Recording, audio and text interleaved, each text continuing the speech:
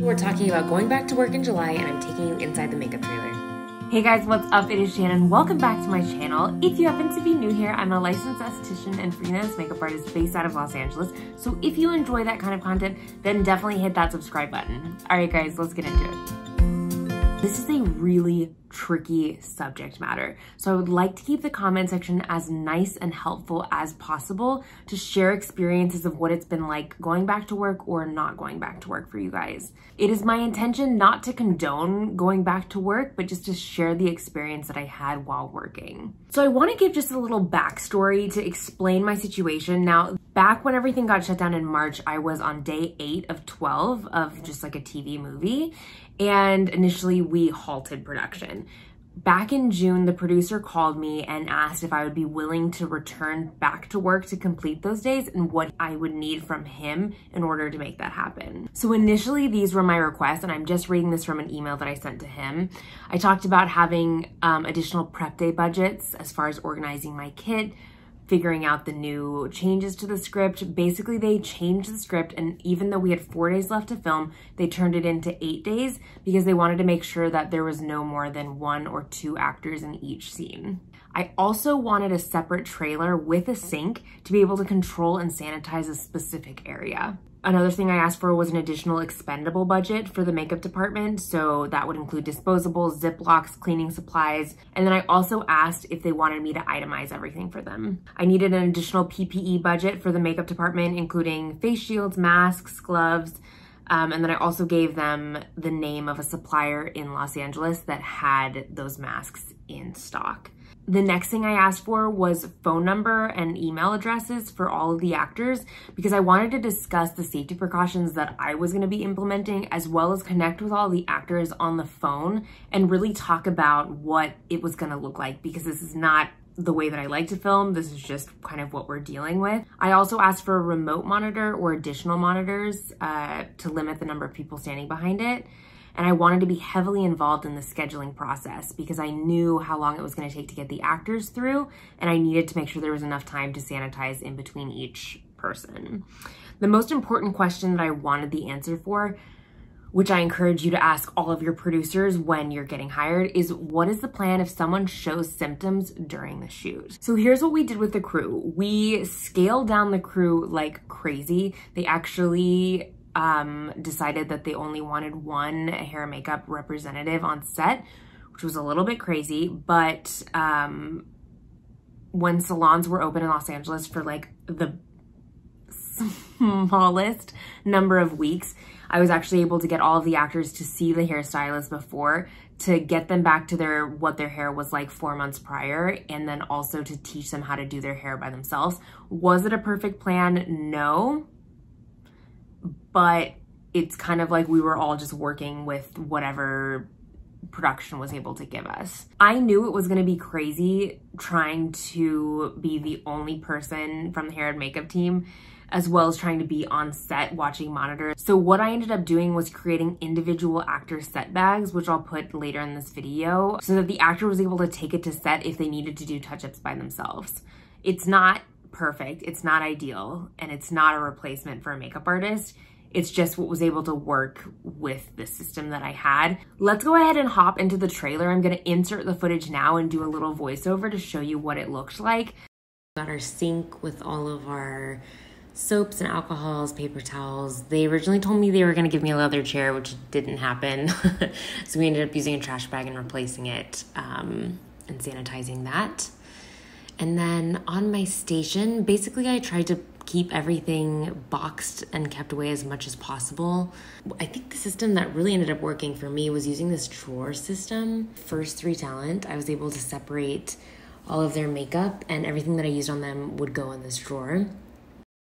I had their eye cream and face cream pre-depotted, as well as Q-tips, depending on the days that they were filming. I did take out some of the eyeshadows I was using per person and put them in a Z palette, just to keep it really simple. Everyone's looked a little bit different based on what I was using. Of course, the Ben Nye, I depotted the cream foundations in there, so I could just focus on like a smaller portion. Oh yeah, I also found those powder containers at Daiso that were super handy as well. Basically, I would work and then I would put all of their products in the dirty bin, and I would sanitize it all, and then I would put it back in their drawer. After they would get their makeup done by me, they would get a face shield, which I kept in here. These were the masks that I was using. Paper masks. These were the face shields that production provided. They were not the greatest, but we made do. I would put them in a Ziploc bag, write a Sharpie with their name, and then they could take that to set. These are the actor bags. Inside on the front pouch, the women's looked a little bit different, but we've got the oil control, everyone had their own lip balm that I would label, powder, and then I depotted some pomade to put in the hair flyaways for each person. Main compartment, there were Kleenexes, sanitizing wipes, everyone had a fan. These were really nice because they stood up by themselves, and it was super powerful. Thanks, Amazon, for that. Everyone got to choose mints. I had a container of mints that they could choose from. Mirror. This was just for the specific character. There was a lot of running, so if they wanted sweat, they could apply it if I wasn't there. This I also got from Daiso. It worked for the guys where they just needed a couple brushes in their set bag, and it was nice and quick and easy that I could just sanitize in between. And then everyone got this little bag just of like essentials like body lotion, eye drops, Q-tips that were wet, Q-tips that were dry, nail file, top stick, safety pins, pen, and then that one in their little set bag too. I think in retrospect, I would have, next time I'll use bigger set bags. This was just a little tight with everything when it was full. For day players, they got a Ziploc bag with a puff of powder, some Q-tips, a little sample lip balm. I was able to put their foundation shades in a CD case, basically looked at their headshots, put a few shades that I thought they would be at, label the CD, label the bag, and pre-package them, as well as their moisturizer, eye cream, disposable things. And then it all went in that Ziploc. Basically, at the end of every day, the actors would return their bags to me, other than the day players. And then I would sanitize everything and get it ready for the next day. And that's me saying bye.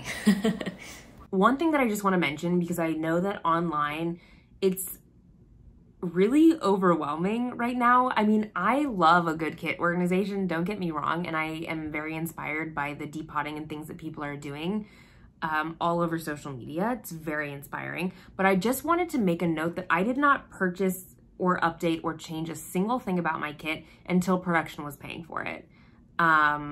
These are definitely crazy times, and I was able to use some things that I had, just like empty plastic storage units and things like that, but work is already so scarce. Like, please don't spend all of your money revamping your kit for jobs that you don't have yet. I encourage you, if jobs are reaching out to you, to hop on a phone call with them and ask them questions. You can keep like a list of questions in your sticky notes on your phone in case you're not by your computer or notepad. But ask those important questions of, is everyone gonna be wearing a mask? Like, is everyone gonna be staying 6 feet apart? Is everyone gonna be, like, how are lunches gonna work? Like, how, you know, what's gonna happen if someone shows up with symptoms? Like, are we gonna be locked down? Am I gonna get paid for the time?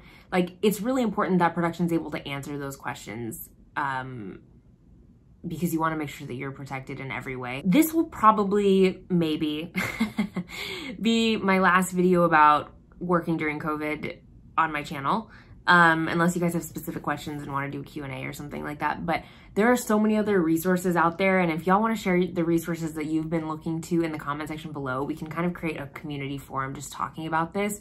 I have a lot of other videos coming up, more about the industry and terms and product techniques and things like that. I'm not sure what work is going to look like for the rest of the year. I personally have been dealing with a lot of different anxieties, and I think part of the Instagram groups that I'm a part of that I love and I'm inspired by what people are doing with their kits, it's very overwhelming, and it kind of creates this idea in my head of like, what if I'm not doing enough? It's just like anxiety-ridden times. Let me know if you're dealing with this in the comment section too. I'm curious to hear what's happening with you in your part of the world, in your specific industry. So please share in the comment section. And I think that's it, guys. Give this video a thumbs up if it was helpful for you. I hope you guys are doing okay, and I will talk to you very soon. Bye.